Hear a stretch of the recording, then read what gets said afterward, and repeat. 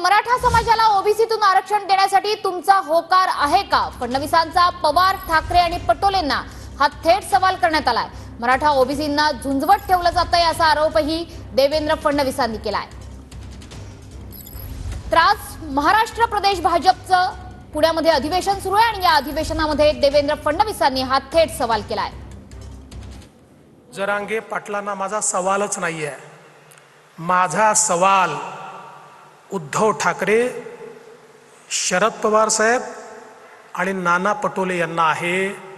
आणि सोपा सवाल आहे की तुम्ही एकदा हे जे आंदोलन चाललेलं आहे या आंदोलनामध्ये तुमची भूमिका स्पष्ट करा। तुम्ही सांगा की मराठा समाजाला ओबीसी मध्ये आरक्षण देण्याकरता शरद पवार साहेब, उद्धव ठाकरे साहेब आणि नाना पटोले साहेब तुमचं यश आहे का, तुमचं समर्थन आहे का? एकदा हे स्पष्ट करा। ही दुटप्पी भूमिका सोडा। चित भी मेरी पढ़ भी मेरी खड़ा तो मेरे बाप का, ही जी भूमिका तुम्ही मांडताय ही सोडा। या ठिकाणी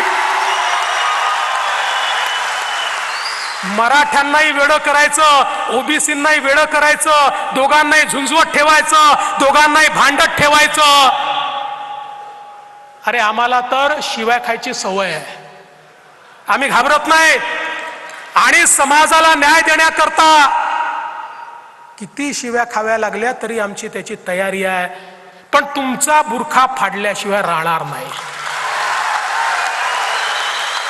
हा खोटारडे म्हणा, हा समोर आणावाच लागेल।